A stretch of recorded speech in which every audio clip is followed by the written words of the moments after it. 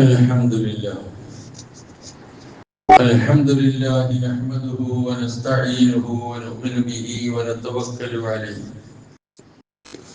ونعوذ بالله من شرور أنفسنا ومن سيئات أعمالنا من يهده الله فلا مضل له ومن يضلل فلا هادي له وأشهد أن لا إله إلا الله وحده لا شريك له وأشهد أن محمدا عبده ورسوله أرسله بالهدى ودين الحق ليظهره على الدين كله ولو كره المشركون اللهم صل على محمد وعلى آل محمد كما صليت على إبراهيم وعلى آل إبراهيم وبارك على محمد وعلى آل محمد كما باركت على إبراهيم وعلى آل إبراهيم إنك حميد مجيد أما بعد فإن خير الكلام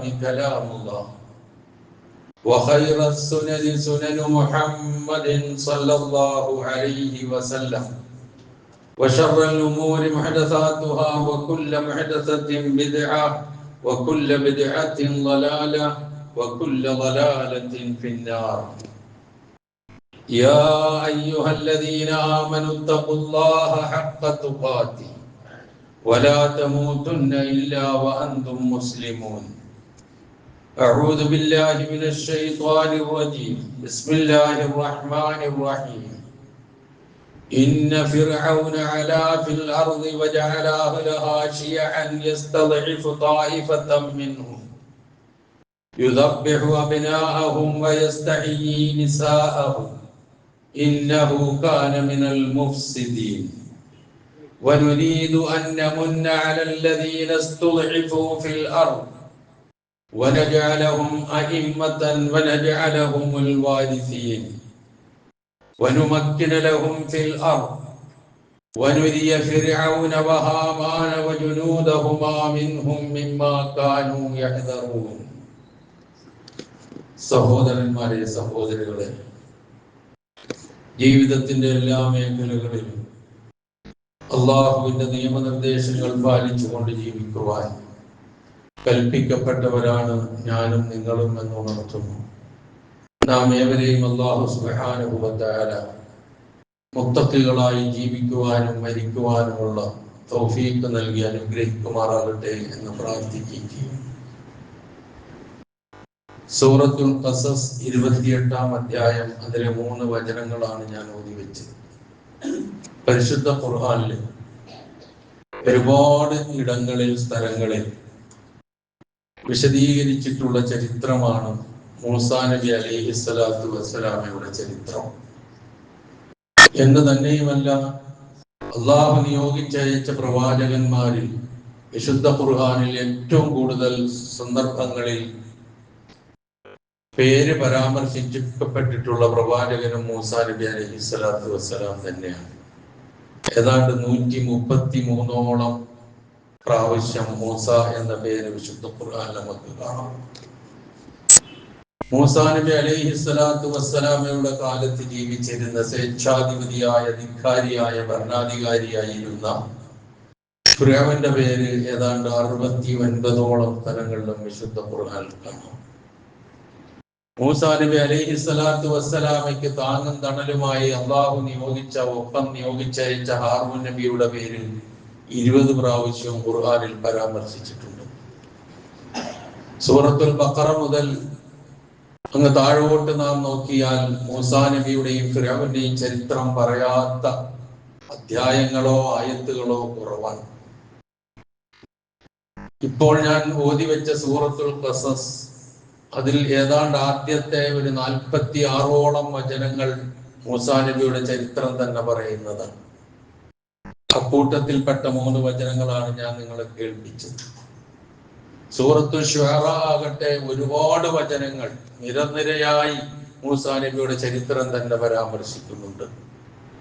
അപ്പൊ ഇത്രയേറെ ശ്രദ്ധേയനായ മൂസാ നബി അലൈഹിസ്സലാത്തു വസ്സലാം വിശുദ്ധ ഖുർആൻ ഇത്രമാത്രം എടുത്തു പറഞ്ഞ ചരിത്രവും ഓർമ്മപ്പെടുത്തിയതുമായ പ്രവാചകൻ എന്ന നിലയിൽ വരുമ്പോൾ എന്താണ് അതിന്റെ കാരണം എന്നുള്ളത് നാം ഗ്രഹിച്ചിരിക്കുന്നത് നന്നായിരിക്കും, ഓർത്തിരിക്കുന്നത് നന്നായിരിക്കും. അല്ലാഹു സുബ്ഹാനഹു വ തആല ലോകത്തേക്ക് നിയോഗിച്ചയച്ച പ്രവാചകന്മാർക്ക് പ്രധാനമായും 3 ഉത്തരവാദിത്വങ്ങൾ, 3 മിഷനുകളായിരുന്നു ഉണ്ടായിരുന്നത് പ്രവാചകന്മാർക്ക്. പ്രധാനമായും 2 മിഷനുകൾ. ഒന്ന് ദഅവത്ത്, രണ്ടാമത്തത് ഇസ്ലാഹ്. അള്ളാഹുവിലേക്ക് ക്ഷണിക്കുക, സമൂഹത്തെ സമുദ്ധരിക്കുക, നന്മ നന്നാക്കിയെടുക്കുക, ഇതാണ്. എന്നാൽ മൂസാ നബി അലൈഹിസ്സലാത്തു വസ്സലാമയ്ക്ക് 3 മിഷനുകളായിരുന്നു അള്ളാഹു നൽകിയത്.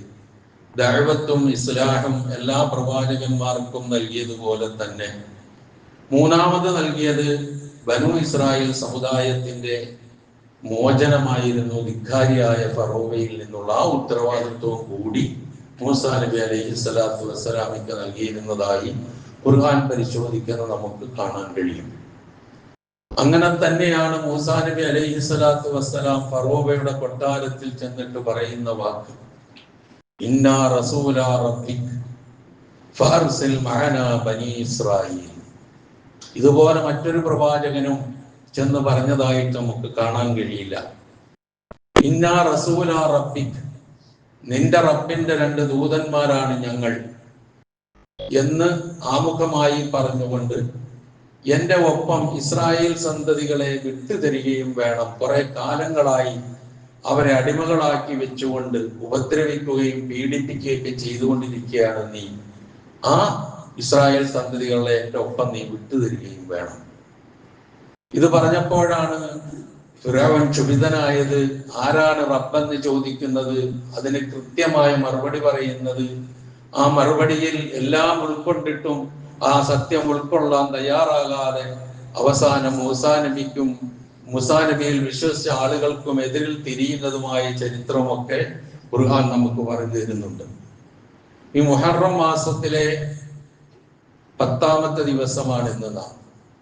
നമ്മിൽ പലരും നോമ്പ് അനുഷ്ഠിച്ചുകൊണ്ടായിരിക്കും ഇപ്പോൾ ഈ സദസ്സിലിരിക്കുക. ചിലരൊക്കെ കഴിഞ്ഞ ദിവസം അനുഷ്ഠിച്ചിട്ടുമുണ്ടാകും.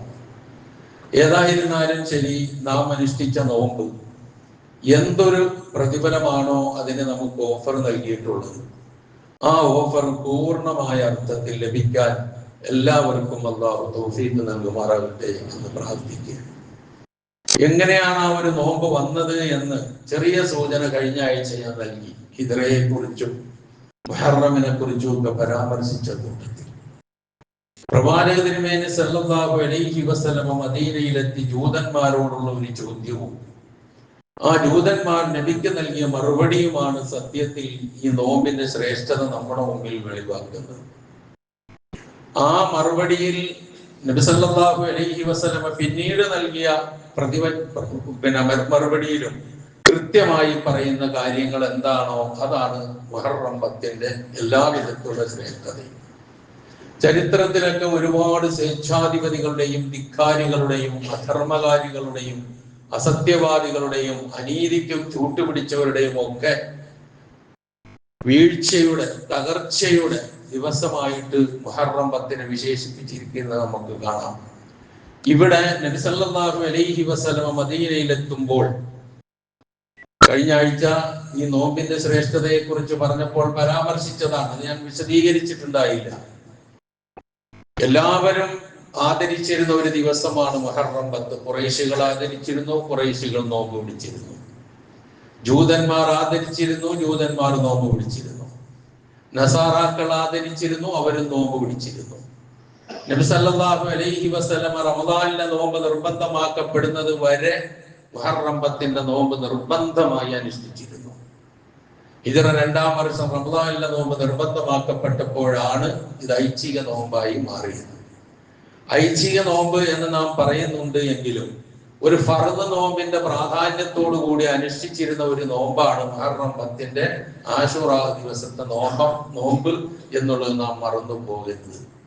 അത്ര ശ്രേഷ്ഠതയുണ്ട് എന്നർത്ഥം. അപ്പൊ അതിന് കാരണം നബി സല്ലല്ലാഹു അലൈഹി വസല്ലം മദീനയിൽ ഹിജ്റ ചെന്ന് കഴിഞ്ഞപ്പോൾ അവിടുത്തെ ഏറ്റവും നല്ല ഒരു വിഭാഗം ജൂതന്മാരായിരുന്നു, പിന്നെ ക്രിസ്ത്യാനികളും. അവിടെ മുശ്രിക്കുകൾ ഉണ്ടായിരുന്നില്ല, അവര് മക്കയിലാണ് കൂടുതലുണ്ടായത്. അപ്പൊ ജൂതന്മാരും ക്രിസ്ത്യാനികളുമാണ് അവിടെ കൂടുതലുണ്ടായിരുന്നത്. അപ്പൊ ജൂതന്മാര് ആശുറ ദിവസം നോമ്പ് അനുഷ്ഠിക്കുന്നത് കണ്ടു. അപ്പൊ റസൂൽ ചോദിച്ചു, മാഹാദൽ യൗമുല്ലദീ തസൂം, ഇതാണ് ആ ചോദ്യം, ഈ ദിവസം എന്താണ് നിങ്ങൾ നോമ്പ് അനുഷ്ഠിക്കാൻ കാരണം? അവരുടെ മറുപടി ഹാദാ യൗമുൻ അദീം, അതാണ് ആ ദിവസത്തിന്റെ ശ്രേഷ്ഠത. ഹാദാ യൗമുൻ അദീം, ജൂതന്മാര് പറഞ്ഞ വാക്കാണ്. ഹാദാ യൗമുൻ അദീം, ഇതൊരു അതിമഹത്തായ ദിവസമാണ്. അദീം എന്ന് വെച്ചാൽ അതിമഹത്തായത്, അതിമഹത്തായ ഒരു ദിവസമാണ്. എന്നിട്ട് പറഞ്ഞു, എന്താണ് ആ മഹത്വം? അൻജല്ലാഹു ഫീഹി മൂസ വ ഖൗമഹു, അല്ലാഹു സുബ്ഹാനഹു വ തആല മൂസയെയും അദ്ദേഹത്തിന്റെ ജനതയെയും രക്ഷപ്പെടുത്തിയ ദിവസം.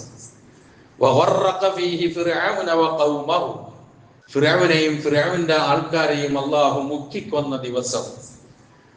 ഫസാമഹു മൂസ ശുക്രൻ, അതിന് നന്ദിയായിട്ട് മൂസ നോമ്പനുഷ്ഠിച്ചു.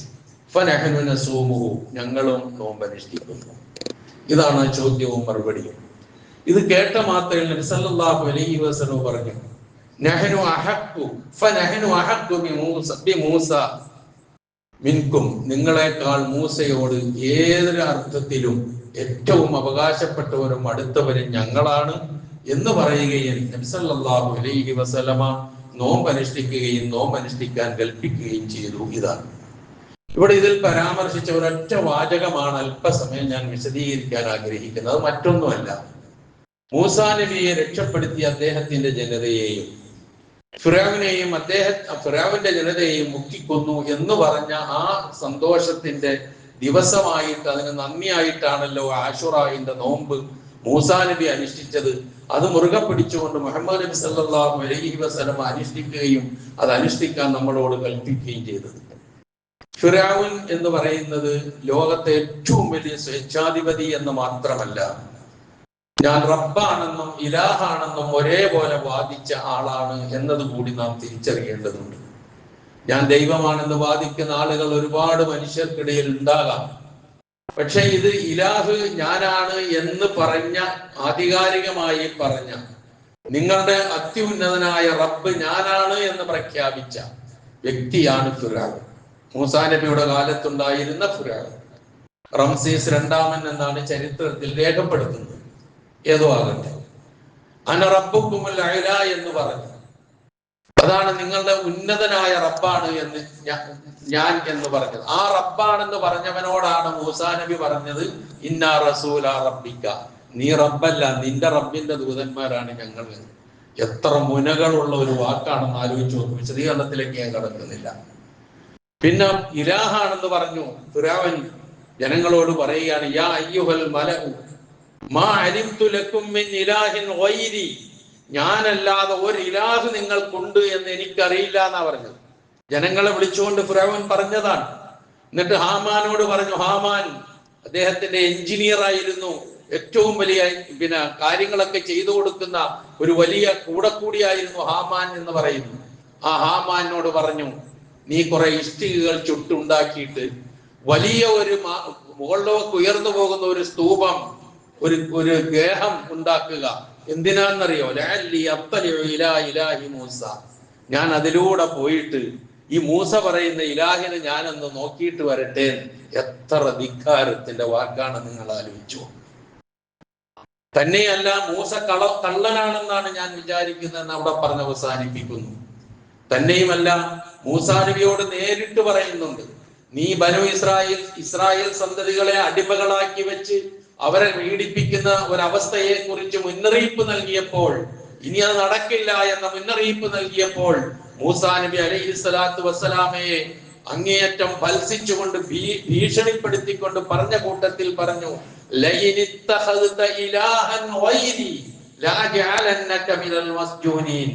ഞാനല്ലാത്ത ഒരു ഇലാഹിനെ നീ സ്വീകരിച്ചാൽ, നോക്കുങ്ങൾ, ഞാനല്ലാത്ത ഒരു ഇലാഹിനെ നീ സ്വീകരിച്ചാൽ പിടിച്ച് ഞാൻ ജയിലിലിടൂന്നാ പറഞ്ഞത്. ഞാൻ ഇലാഹാണ്. ഇലാഹെന്ന് മാത്രമല്ല, ആ നാട് മുഴുവനും എന്റെ കീഴിലാണെന്ന് കൃത്യമായി പറഞ്ഞ വാക്കുകളാണ്. അലൈസലിയും മുൽക്കു മിസ്ർ, ഈജിപ്തിന്റെ അധികാരം എനിക്കല്ലേ. അലൈസലിയും മുൽക്കു മിസ്ർ, ഈ ഈജിപ്തിലൂടെ ഒഴുകിക്കൊണ്ടിരിക്കുന്ന അരുവികളെല്ലാം ഒഴുകുന്നത് എന്റെ താഴ്ഭാഗത്തുകൂടല്ലേ എന്ന് ചോദിച്ചവനാണ്. ഇതിലും വലിയ അഹങ്കാരം ഇനി ഒന്നും പറയാനില്ല. ധിക്കാരം പറയാനില്ല, ദൈവവാദം പറയാനില്ല, സ്വേച്ഛാധിപത്യം കാണിക്കാനില്ല, ചെയ്യാനില്ല. ഈ രൂപത്തിൽ പറഞ്ഞ ആ ഫിർഔനെ ഏതവസ്ഥയിൽ എത്തിച്ചു എന്നുള്ളതിലേക്ക് വിരൽ ചൂണ്ടുന്നതാണ് ഞാൻ ഖസസിൽ നിന്ന് ഓതി വെച്ച വചനം. എന്താണ് അള്ളാഹു അതിലൂടെ ലക്ഷ്യം വെച്ചത്? ഈ അള്ളാഹു ലക്ഷ്യം വെച്ച അന്ന് ആ ചെയ്ത കാര്യം ഇന്ന് എന്തെങ്കിലും പ്രസക്തി ഉണ്ടോ? അതാണ് നമ്മളുടെ പരിശോധന.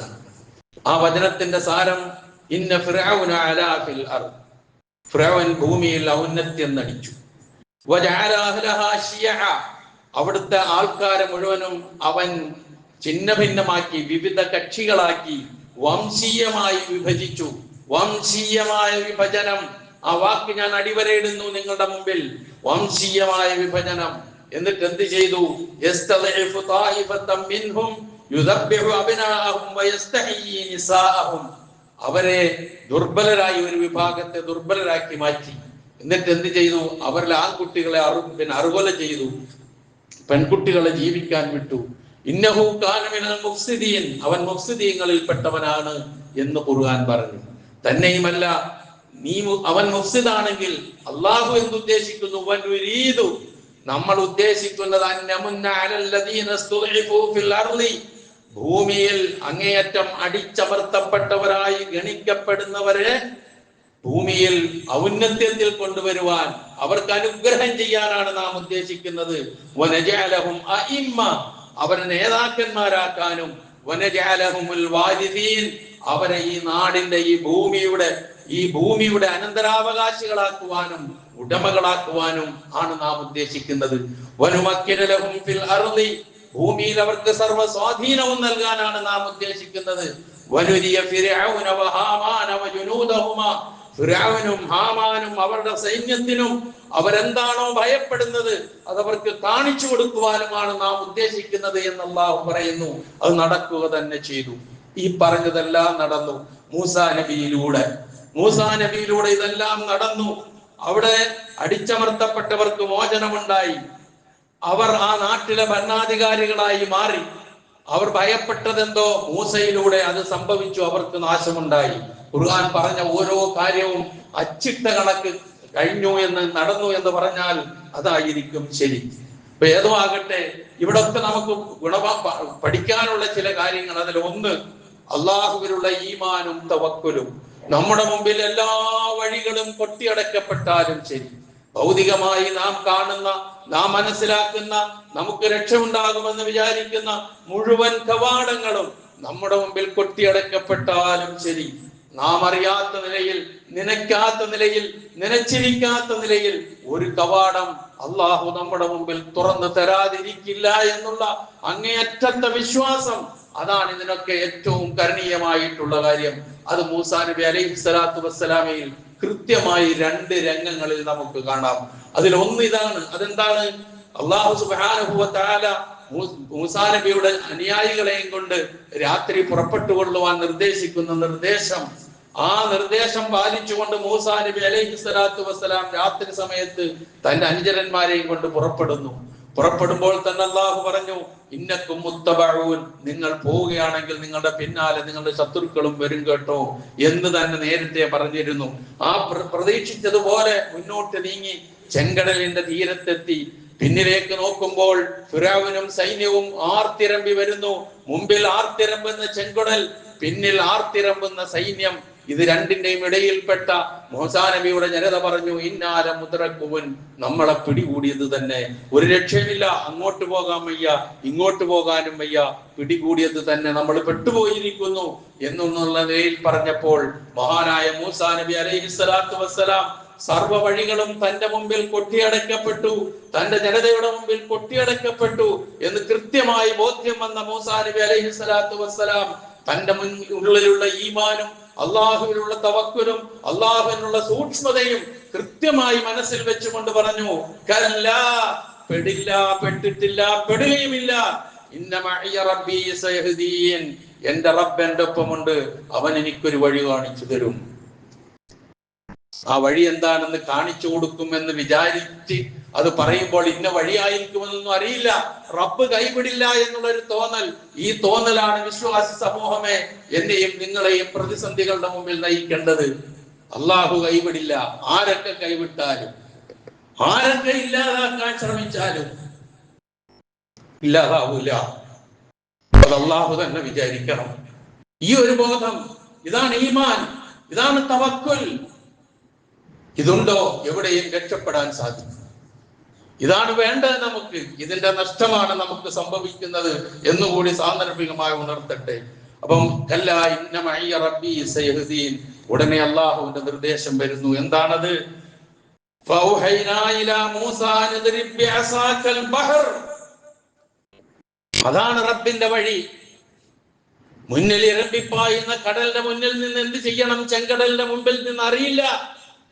പിന്നിൽ വന്നിരിക്കുന്ന രോഷാകുലരായി ദേഷ്യം പിടിച്ച് കിട്ടിയ ചവച്ചരച്ച് തിന്നാവുന്ന കോപത്തോടു കൂടി പിന്നിൽ വന്നു നിൽക്കുന്ന ശത്രു സൈന്യം, എന്താ സംഭവിക്കുക എന്നുള്ളത് നാം ഒന്ന് ആലോചിച്ചു നോക്ക്.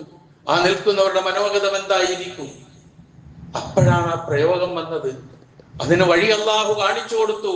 നിന്റെ കയ്യിലിരിക്കുന്ന വടി കൊണ്ട് ആ സമുദ്രത്തിൽ നീ അടിക്കുക. അടിച്ചു. ഫൻഫലക, ആ സമുദ്രം പിളർന്നു. തന്നെയുമല്ല, പിളരുക എന്ന് മാത്രമല്ല, ഖുർആന്റെ ശൈലി നോക്കു നിങ്ങൾ. ഫകാന കുല്ലു ഫിർഖിൻ കത്തൗദിൽ അദീം. അപ്പുറവും ഇപ്പുറവും ഇങ്ങനെ അലയടിച്ചു കൊണ്ടിരിക്കുന്ന രണ്ട് വലിയ പർവ്വതങ്ങളായി രണ്ട് സൈഡിലേക്ക് സമുദ്രം മാറി. നടുക്ക് ഖുർആൻ തന്നെ പറഞ്ഞു തരീഖുൻ യാബിസ്ന, ഉണങ്ങിയ വഴി ഉണ്ടായിരുന്ന, ചളി പോലും ഇല്ലാത്ത ഉണങ്ങിയ വഴി കിട്ടി. ആ വഴി കണ്ടപ്പോൾ മൂസാ നബി ഇറങ്ങി, അനുയായികളും ഇറങ്ങി. അവരെല്ലാവരും രക്ഷപ്പെടുന്ന ഒരവസ്ഥ വന്നപ്പോൾ അവരെ വിടാൻ പാടില്ല എന്ന് പറഞ്ഞ് പിന്നിലൂടെ വന്ന ആ ഫിറഔനും കൂട്ടരും അവരും ഇറങ്ങി അതിലേക്ക്. പക്ഷേ മൂസാ നബി അലൈഹി സ്വലാത്തു വസ്സലാമയുടെ അനുയായികൾക്കും രണ്ട് സൈഡിലും വഴി ഒരുക്കി, സുരക്ഷ ഒരുക്കി നിന്നിരുന്ന അതേ ആ വെള്ളം സംഭവിച്ചതെന്താ? ഇവരിറങ്ങലും എല്ലാറ്റിനെയും കൂടി അതിൽ മുക്കിക്കൊല്ലുകയും ചെയ്തു എന്നുള്ളതാണ് ഒരു രംഗം നമ്മൾ കാണുന്നത്. അതിനെ ഓർമ്മിപ്പിച്ച്, അതിനെ അനുസ്മരിച്ചുകൊണ്ടും അതിന് നന്ദി പ്രകാശിപ്പിച്ചുകൊണ്ടും മൂസാ നബി അലൈഹി സ്വലാത്തു വസ്സലാം മുഹറം 10 നോമ്പനുഷ്ഠിക്കുകയും അത് പിന്തുടർന്നുകൊണ്ട് മുഹമ്മദ് നബി സല്ലല്ലാഹു അലൈഹി വസല്ലം നമ്മളോട് നിർദ്ദേശിക്കുകയും നമുക്ക് മാതൃക കാണിച്ചു തരികയും ചെയ്തു. ഒരു ചെറിയ കാര്യമായിട്ട് ഇതിനെ നാം ഗണിക്കരുത് എന്ന് ഓർമ്മിപ്പിക്കുകയാണ്. ഇവിടെ നാം ചിന്തിക്കേണ്ട ഒരു കാര്യം, ഇന്നത്തെ ലോകം, ഇന്നത്തെ ഇന്ത്യയുടെ സാഹചര്യങ്ങളോട് ഏറ്റവും അടുത്തത് മൂസാ നബി അലൈഹി സ്വലാത്തു വസ്സലാമയുടെ കാലഘട്ടവും ഈ ചരിത്രവുമാണ് എന്ന് ഞാൻ പറഞ്ഞാൽ നിങ്ങൾ യോജിക്കുമോ ഇല്ലേ എന്ന് എനിക്കറിയില്ല. പക്ഷെ നമ്മൾ ചിന്തിക്കുമ്പോൾ നമുക്ക് കാണാൻ കഴിയുന്നതാണ്. ഞാൻ നേരത്തെ പറഞ്ഞു, മൂസാ നബി അലൈഹി സ്വലാത്തു വസ്സലാമയുടെ മുന്നിൽ ഇസ്രായേലിയരുടെ മോചനം മൂന്നാമതൊരു ദൗത്യമായി അല്ലാഹു ഏൽപ്പിച്ചതാണ്.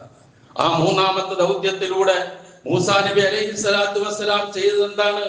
സ്വന്തം സമുദായത്തിന്റെ അന്തസ്സാർന്ന നിലനിൽപ്പ്, അവരുടെ അവകാശ സംരക്ഷണം, അതായിരുന്നു മൂസാ നബി അലൈഹി സ്വലാത്തു വസ്സലാം അവരെ മോചിപ്പിക്കുന്നതിലൂടെ അള്ളാഹുവിന്റെ നിർദ്ദേശമനുസരിച്ച് ചെയ്തത് എന്ന് കണ്ടെത്താൻ വലിയ പ്രയാസമൊന്നുമില്ല. അപ്പൊ ആ ഫിറഔൻ ചെയ്തതെന്താ? ആ ജനങ്ങളെ ഭിന്നിപ്പിച്ച് വംശീയമായ വിഭജനം നടത്തി. എപ്പോഴും മൂസാ നബി അലൈഹി സ്വലാത്തു വസ്സലാമയ്ക്കെതിരെ ഫിറഔൻ തന്റെ അനുയായികളെ ഒപ്പം നിർത്താൻ വേണ്ടി എപ്പോഴും പറഞ്ഞത്, നിങ്ങളെ നിങ്ങളുടെ നാട്ടിൽ നിന്ന് പുറത്താക്കാൻ വന്നവനാണിവൻ, അവന്റെ ഒപ്പം കൂടിയവരാണിവർ എന്നുള്ള ശൈലിയായിരുന്നു ഫിറഔൻ എപ്പോഴും ആ കെബിത്തി വംശത്തോട് പറഞ്ഞുകൊണ്ടിരുന്നത്, മൂസാ നബിയുടെ പ്രതിയോഗികളോട് പറഞ്ഞുകൊണ്ടിരുന്നത്. അതൊരു തരം എപ്പോഴും അതിങ്ങനെ നിർത്തിക്കൊണ്ടുപോകുക എന്നുള്ളതാണ്. ഈ വംശീയമായ ചിന്ത അതിങ്ങനെ നിലനിർത്തിക്കൊണ്ടുപോകുക എന്നുള്ളതാണ്. ഇന്ന് ലോകത്ത് നോക്കിയാൽ ഇതല്ലേ നമുക്ക് കാണാൻ കഴിയുന്നത്? വംശീയമായ ഈ കാഴ്ചപ്പാട് ലോകത്തിൽ നമുക്ക് ദർശിക്കാം. യുദ്ധങ്ങളുടെ പിന്നിൽ പരിശോധിച്ചാൽ, കെടുതികളുടെ പിന്നിൽ പരിശോധിച്ചാൽ, മുസ്ലിമീങ്ങളെ ഇരയാക്കി നിർത്തിക്കൊണ്ട് വേട്ടയാടുന്ന രംഗങ്ങളിൽ പരിശോധിച്ചാൽ ഇത് കൃത്യമായി നമുക്ക് കാണാൻ കഴിയും. ഇപ്പൊ നമ്മൾ നോക്ക്, നമ്മൾ ജീവിച്ചുകൊണ്ടിരിക്കുന്ന നമ്മുടെ നാട്ടില് കഴിഞ്ഞ 45 ദിവസത്തിനുള്ളിൽ ഉത്തരേന്ത്യയിൽ 23 മുസ്ലിം സ്ഥാപനങ്ങൾ തകർക്കപ്പെട്ട വാർത്ത വായിച്ചവരാണ് നമ്മൾ. മറന്നുപോയിട്ടുണ്ടാകും, അല്ലെങ്കിൽ വായിച്ചപ്പോൾ അത്ര ഗൗരവമൊന്നും നമ്മൾ കണ്ടിട്ടുണ്ടാവില്ല. ഇതാണ് ഈ പറയുന്നത്. ഒരു മുസ്ലിം പേരുണ്ടോ അവന് ജീവിക്കാൻ അർഹതയില്ലാത്ത അവസ്ഥ. അവൻ വേട്ടയാടപ്പെടുന്ന സ്ഥിതിവിശേഷം, കൊന്നൊടുക്കലുകൾ, വ്യാപാര സ്ഥാപനങ്ങളും വീടുകളും തകർത്ത് തരിപ്പണമാക്കൽ, ആരാധനാലയങ്ങൾ തകർക്കൽ, ഇങ്ങനെയുള്ള വിവേചനങ്ങൾ. അതിനു പുറമെ നിയമങ്ങളുടെ വിവിധ നിയമങ്ങൾ, പൗരത്വ നിയമം വരുന്നു, വഖഫ് നിയമം വരുന്നു, വിദ്യാഭ്യാസ പ്രശ്നങ്ങൾ വരുന്നു, സാമ്പത്തികമായി തകർക്കൽ ഉണ്ടാകുന്നു, FCRA വരുന്നു, SIR വന്നു, ഏക സിവിൽ കോഡ് വരുന്നു. ഇങ്ങനെ നിങ്ങൾ ഒന്നിനു പുറമെ ഒന്നായിട്ടൊന്ന് നോക്ക്. കേവലം രാഷ്ട്രീയമായിട്ടല്ല ഇതിനെ വിലയിരുത്തേണ്ടത്. ആ കാലവും ഫറോവയുടെ ആ കാലവും മൂസാ നബി അലൈഹിസ്സലാത്തു വസ്സലാമയുടെ ജനങ്ങളെ മോചിപ്പിച്ച ആ സ്ഥിതിവിശേഷവും ഇതുമായി ഒന്ന് താരതമ്യം ചെയ്ത് നോക്കാൻ വേണ്ടി മാത്രം പറയുകയാണ്. തന്നെയുമല്ല, കഴിഞ്ഞ കാലം അന്ന് ജീവിച്ചു പോന്നിരുന്ന ഇസ്രായേൽ സന്തതികൾ ഉണ്ടായിരുന്നത് പോലെ മുസ്ലിമീങ്ങളിൽ ജീർണതകളും അന്ധവിശ്വാസങ്ങളും എമ്പാടുമുണ്ട് എന്നുള്ളതും അതോടൊപ്പം നമ്മൾ ചേർത്ത് മനസ്സിലാക്കേണ്ട ഒരു കാര്യമാണ്. അപ്പൊ ഒരു ചരിത്രത്തിന്റെ ആവർത്തനം പോലെ തോന്നുന്നു എന്നാണ് ഞാൻ സൂചിപ്പിച്ചത്. പക്ഷെ ഒരു കാര്യം, ഒരു ധിക്കാരിക്കും ഒരു സ്വേച്ഛാധിപതിക്കും അവസാനം വരെ ഇതും കൊണ്ട് പോകാൻ കഴിയില്ല. പിന്നെ മൂസാ നബിയുടെ കാലവും നമ്മുടെ ഇവിടുത്തെ സാഹചര്യവും ഇന്ന് ലോകത്തെ സാഹചര്യവും വെച്ച് നാം പരിശോധിച്ച് നോക്കിയാൽ നമുക്ക് കാണാൻ കഴിയുന്ന ഒരു വ്യത്യാസമുണ്ട്, ഒരു സമാധാനമുണ്ട്. അതെന്താണ്? മൂസാ നബിയുടെ കാലത്തില്ലാത്ത ജനാധിപത്യ വ്യവസ്ഥിതി നിലനിൽക്കുന്നു ഈ നാട്ടിൽ എന്നുള്ളതാണ് സമാധാനത്തിന് വക നൽകുന്ന ഒരു കാര്യം. അതും കൂടി തച്ച് തകർത്ത് ഇല്ലാതാക്കാനുള്ള തീവ്രമായ ശ്രമങ്ങൾ നടക്കുന്നു എന്നുള്ളത് നാം മറന്നു പോകരുത്. അപ്പൊ ഇങ്ങനെയുള്ള കാര്യം ഇതുമായി ഒരു ബന്ധപ്പെടുത്തി ഈ മുഹറം 10 ഒന്ന് ചിന്തിക്കുകയും പാഠം ഉൾക്കൊള്ളുകയും ചെയ്യാൻ കഴിയുമെങ്കിൽ അതാണ് ഏറ്റവും ശ്രദ്ധേയമായ കാര്യം എന്നാണ് എനിക്ക് സൂചിപ്പിക്കാനുള്ളത്. ഒരു മുഹറം 10 വരുന്നു, ചരിത്രം കേൾക്കുന്നു, മൂസാ നബിയുടെ ചരിത്രം കേൾക്കുന്നു, ഫറോവയെ മുക്കിക്കൊന്നത് കേൾക്കുന്നു. ഇത് കേട്ട് ഇങ്ങനെ പോകുന്നു എന്നുള്ളതല്ലാതെ എന്താണ് ഈ ചരിത്രം നമുക്ക് നൽകുന്ന പാഠം, നമുക്ക് നൽകുന്ന ഗുണപാഠം എന്ത് എന്നുള്ളത് മനസ്സിലാക്കുമ്പോഴാണ് ചരിത്രം ഉൾക്കൊണ്ടവരായി നമ്മൾ മാറുക എന്നുള്ള തിരിച്ചറിവ് നമുക്കുണ്ടാവുക. അപ്പൊ ഫറോവയിസവും അതുപോലെ തന്നെ ഹാമാനിസവും കാറൂനിസവും ഒക്കെ ഇന്ന് ലോകത്തുണ്ട്. ഇതിനെ നേരിടാൻ മൂസമാരാകാൻ നമ്മൾ തയ്യാറുണ്ടോ? മൂസമാരാകാൻ നമുക്കാകുമോ? ആ ഈമാനും തഖ്വയും തവക്കുലും നമുക്കുണ്ടാകുമോ? യഥാർത്ഥ വിശ്വാസം നമ്മളിൽ ഉണ്ടാകുമോ? അന്ധവിശ്വാസങ്ങളുടെ ബലിയാടുകളായി മാറുകയാണോ നാം എന്നൊക്കെ ചിന്തിക്കാൻ കൂടി ഈ സന്ദർഭം നാം വിനിയോഗിക്കണം. അതാണ് മൂസാ നബി അലൈഹിസ്സലാത്തു വസ്സലാം എല്ലാ വാതിലുകളും കൊട്ടിയടയ്ക്കപ്പെട്ടപ്പോൾ തന്റെ മുമ്പിൽ ഒരു വാതിൽ കൊട്ടിയടച്ച ചരിത്രം നമുക്ക് പറഞ്ഞു തരുന്നത്. രണ്ടാമത്തത്, ഇതിനു മുമ്പ് നടന്ന സംഭവമാണ്. ടിബിത്തിയെ കൊന്നു മൂസാ നബി അലൈഹിസ്സലാത്തു വസ്സലാം ഒറ്റയിടിക്ക്. അത് കൊട്ടാരത്തിൽ വിവരമറിഞ്ഞു, പിടികൂടുമെന്നുള്ള അവസ്ഥ വന്നു, നാട് വിട്ടുപോയത് മദിയനിലേക്കാണ്.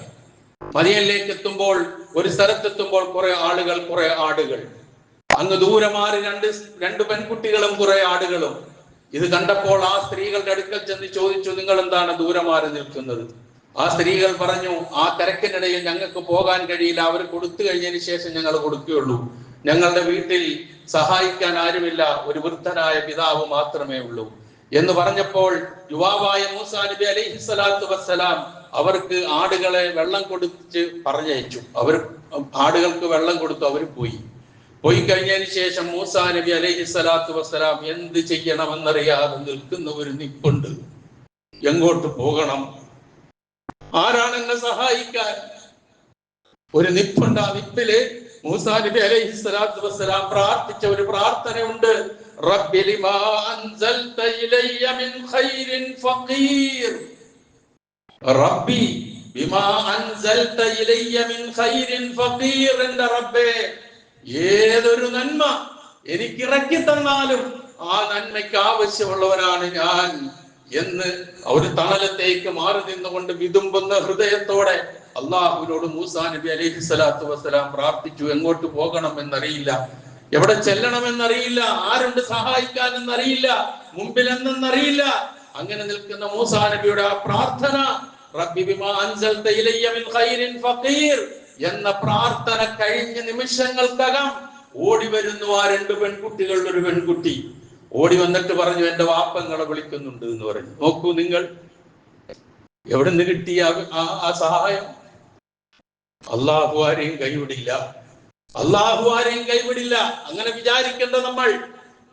ഒരിക്കലും അവൻ കൈവിടില്ല. അവനേ ഉള്ളൂ അവസാന ആശ്രയം, അവൻ മാത്രമേ ഉള്ളൂ ആശ്രയം. അതിൽ മാത്രമാണ് നമ്മുടെ വിജയവും അതാണ് ഇതൊക്കെ പറഞ്ഞിരുന്ന ആ പെൺകുട്ടി വിളിച്ച് വീട്ടിലേക്ക് കൊണ്ടുപോയി വിവരമൊക്കെ അന്വേഷിച്ചു, സംഭവങ്ങളൊക്കെ വിവരിച്ചു കഴിഞ്ഞതിന് ശേഷം ആ ഒരു പെൺകുട്ടിയെ വിവാഹം ചെയ്തു കൊടുത്തു. 8 കൊല്ലക്കാലം ആ ആടുകളെ മേയ്ക്കുക എന്ന മഹർ നിശ്ചയിച്ചു. 10 കൊല്ലമായാൽ കുഴപ്പമില്ല എന്ന് പറഞ്ഞു. അവസാനം ആ നിശ്ചയിച്ച ആ ഓഫർ ചെയ്ത ദിവസം, വാഗ്ദാന ദിവസം അല്ലെങ്കിൽ മഹർ നിശ്ചയിച്ച വർഷങ്ങൾ കഴിഞ്ഞപ്പോൾ തന്റെ കുടുംബത്തെയും കൂട്ടി പോവുകയാണ് തന്റെ നാട്ടിലേക്ക്. ആ പോണ പോക്കിലാണ് റിസാലത്ത് ലഭിക്കുന്നത്, വഹി ലഭിക്കുന്നത്. ആ വഹിയുമായിട്ടാണ് ഫിറഔന്റെ കൊട്ടാരത്തിലേക്ക് പോകുന്നത്, ഫിറഔനെ ചോദ്യം ചെയ്യുന്നത്, അവസാനം ഫിറഔൻ നശിക്കുന്നത്. ഇതൊക്കെ വലിയ ചരിത്രമാണ് പ്രിയമുള്ളവരെ, വെറുതെ കേൾക്കാനുള്ള ചരിത്രമല്ല, പാഠം ഉൾക്കൊള്ളുവാനും ജീവിതത്തിൽ പകർത്താനുമുള്ള ചരിത്രമാണ് എന്ന് നാം തിരിച്ചറിയുക. മുഹറം മാസം അതിന്റെ ശ്രേഷ്ഠത, മുഹറം 10 അതിന്റെ ശ്രേഷ്ഠത, ആ മുഹറം 10 നൽകുന്ന സന്ദേശം അതെന്തൊക്കെയാണ് എന്ന് തിരിച്ചറിഞ്ഞുകൊണ്ടാകണം ഈ ദിവസങ്ങളിലൂടെ കടന്നു പോകേണ്ടത് എന്ന് ഓർമ്മിപ്പിക്കുകയാണ് അല്ലാഹു സുബ്ഹാനഹു വ തആല. മുഹറം മാസത്തിന്റെ, മുഹറം 10ന്റെ മുഴുവൻ സവിശേഷതയും ആവാഹിച്ചെടുത്ത് അതിന്റെ മുഴുവൻ പുണ്യങ്ങളും നേടി അള്ളാഹുവിൻ അതിലൂടെ നൽകുന്ന സന്ദേശം എന്താണോ അത് പാഠമാക്കി നമ്മുടെയൊക്കെ ജീവിതത്തിൽ മുന്നിൽ വന്നു നിൽക്കുന്ന പ്രതിസന്ധികളാകുന്ന കടലുകളെ ഈ പറഞ്ഞ മൂസാ നബി അലൈഹി സ്വലാത്തു വസ്സലാമയുടെ ചരിത്രം പഠിപ്പിച്ചു തരുന്ന തഖ്വയുടെയും തവക്കുലിന്റെയും ഈമാനിന്റെയും അതുകൊണ്ട് അത് എല്ലാം തരണം ചെയ്ത് അതൊക്കെ കടന്ന് അതെല്ലാം 2 കഷ്ണങ്ങളാക്കി മാറ്റി ആ വഴിയിലൂടെ നടന്ന് മുന്നോട്ട് പോകുന്ന, പ്രതിസന്ധി ഘട്ടങ്ങളെ തരണം ചെയ്ത് മുന്നോട്ട് പോകുന്ന അള്ളാഹുവിന്റെ ഇഷ്ടദാസന്മാരും ദാസികളുമായി തീരുവാൻ എന്നെയും നിങ്ങളെയും അള്ളാഹു അനുഗ്രഹിക്കുമാറാകട്ടെ.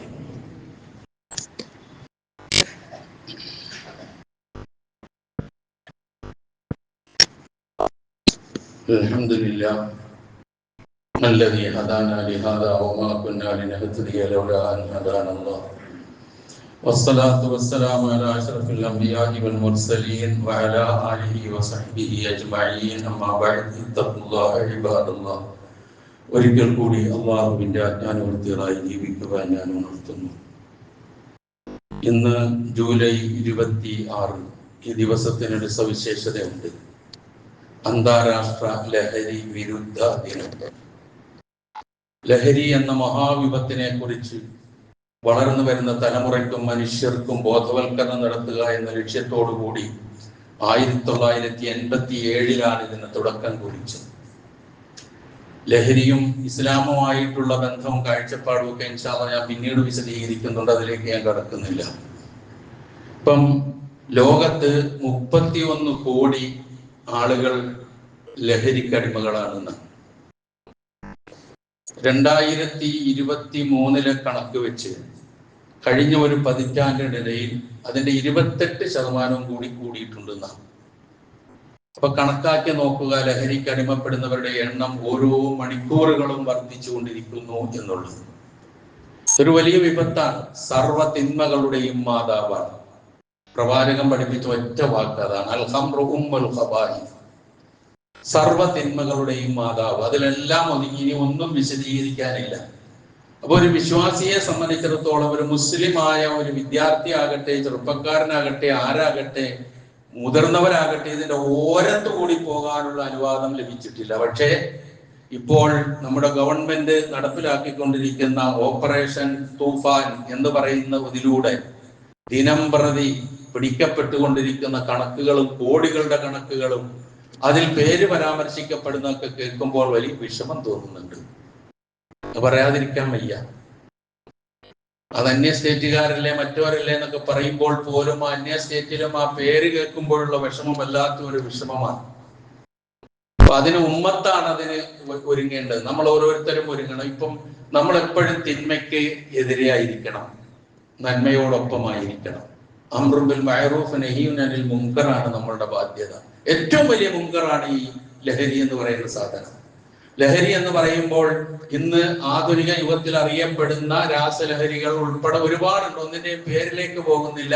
പേര് പറഞ്ഞിട്ട് ഇനി പേരറിഞ്ഞുകൂടാത്തവർ അതിന്റെ പേര് പഠിക്കാൻ നിൽക്കേണ്ട ഒരുപാട് സാധനങ്ങളുണ്ട്. അപ്പൊ അങ്ങനെയുള്ള അവസ്ഥയിലാണ് എന്നുള്ളത് നാം മനസ്സിലാക്കുക. ഒരുപാടുണ്ട്, മണപ്പിച്ചു നോക്കുന്നുണ്ട്, നാക്കത്ത് വെക്കുന്നതുണ്ട്, അതുപോലെ തന്നെ കുടിക്കുന്നതുണ്ട്, രുചിച്ചു നോക്കുന്നതുണ്ട്. ഒക്കെ ചിലപ്പോൾ ഒരു സുഹൃത്തിന്റെ നിർബന്ധം മൂലമോ അല്ലെങ്കിൽ ഒരു ചെറുതല്ലേ അല്പമല്ലേ എന്നുള്ള നിലയിലൊക്കെ ആയിരിക്കും അതിനോടൊപ്പം ഒന്ന് ചേരാൻ നോക്കുക.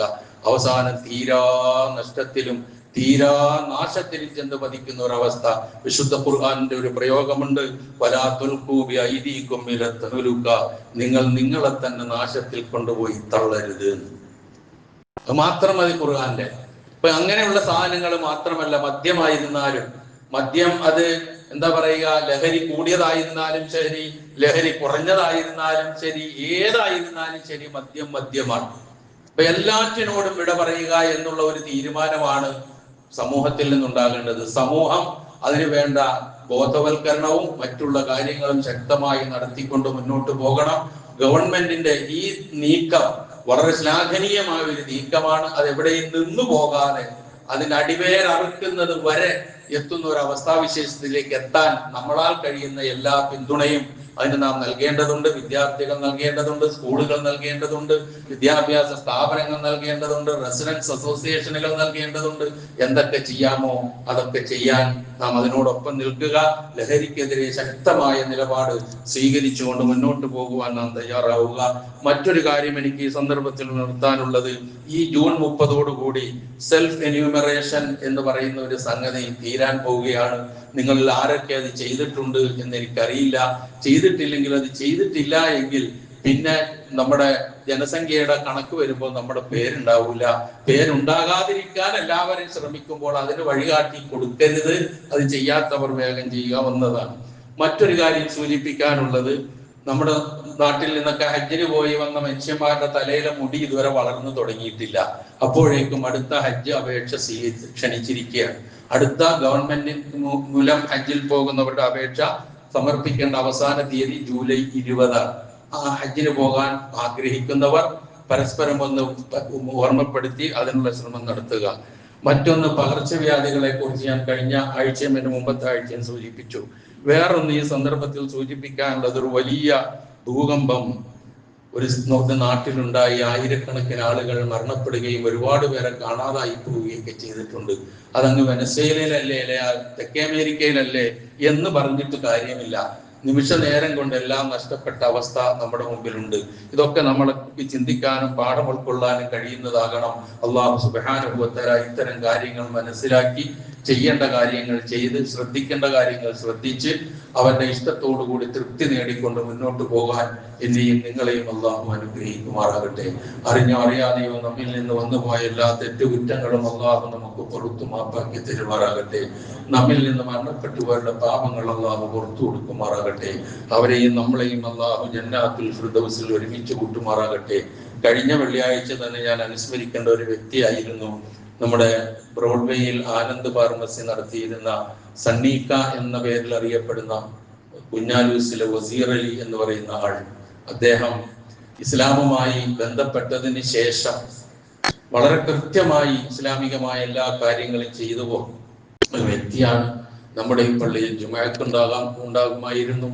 അതുപോലെ തന്നെ തറാവീഹ് നമസ്കാരത്തിന് ഉണ്ടാകുമായിരുന്നു. നമ്മുടെ എല്ലാ കാര്യങ്ങളുമായി സഹകരിച്ചു പോയ ഒരു വ്യക്തിയാണ്. വളരെ അടുത്ത ബന്ധമുള്ള ഒരു വ്യക്തിത്വമായിരുന്നു. അല്ലാഹു സുബ്ഹാനഹു വ തആല അദ്ദേഹത്തിന് മഗ്ഫിറത്തും മർഹമത്തും നൽകുമാറാകട്ടെ. അദ്ദേഹത്തിന്റെ ഹസനാത്തുകൾ അല്ലാഹു സ്വീകരിക്കുമാറാകട്ടെ. സയ്യിആത്തുകൾ വിട്ടുപുറത്ത് മാപ്പാക്കി കൊടുക്കുമാറാകട്ടെ. അതുപോലെ തന്നെ നമ്മുടെ ഈ പള്ളിയിൽ സ്ഥിരമായി വരുന്ന ഒരു സഹോദരന്റെ മാതാവിന്റെ മരണം പ്രാർത്ഥിക്കാൻ ആവശ്യപ്പെട്ടിട്ടുണ്ട്. ആ മാതാവിന് അല്ലാഹു മഗ്ഫിറത്തും മർഹമത്തും നൽകുമാറാകട്ടെ. മറ്റൊരു വിദ്യാർത്ഥി വളരെ ഒരു വലിയ തീക്ഷ്ണമായ മേജർ ഓപ്പറേഷന് വിധേയനാകുന്നു, പ്രാർത്ഥിക്കാൻ ആവശ്യപ്പെട്ടിട്ടുണ്ട്. അല്ലാഹു സുബ്ഹാനഹു വ തആല ആ വിദ്യാർത്ഥിയുടെ ഓപ്പറേഷൻ വിജയപ്രദമാക്കി കൊടുക്കുമാറാകട്ടെ. പൂർണ്ണ സിഹത്തും ആഫിയത്തും നൽകി അനുഗ്രഹിക്കുമാറാകട്ടെ.